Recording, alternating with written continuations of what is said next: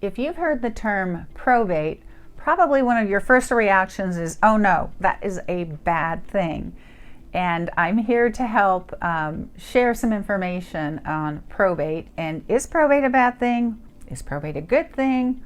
What is it? Probates have a really bad name.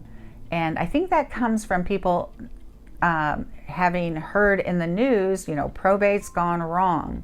Or maybe they're from a jurisdiction where probates can cost literally hundreds of thousands of dollars. That would be in a jurisdiction such as California, where probates are based on the size of the estate. So a percent of the estate value goes to the attorneys.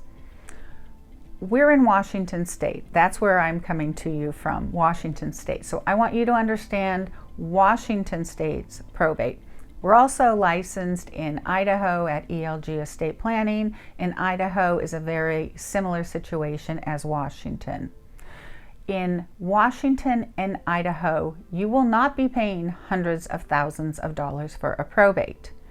What is a more common fee range? It could be $5,000 to $10,000, with some costing less, some costing more, but that gives you a ballpark of $5,000 to $10,000 for a very simple probate to a modest probate. A more complicated probate could run $15,000.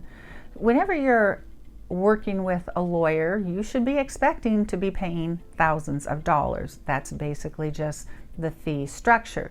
So what are you getting for that? What are you getting for paying the probate attorney in Washington $10,000?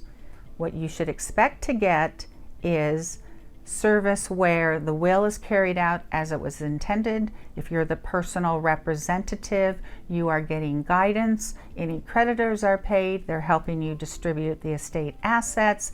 If a house is sold, they're letting you know that you shouldn't be signing certain deeds and forms, that you should be signing personal representative deeds. Basically what it comes down to is if you are the executor or the personal representative of an estate, you are being protected by your attorney. That's what you're paying them to do, to make sure that you aren't liable to creditors or to beneficiaries of the estate, and that the decedent's will is being carried out as it should be carried out. So in Washington, it will involve when somebody dies, their will needs to be probated. There will be legal fees unless you do it yourself, which some people do.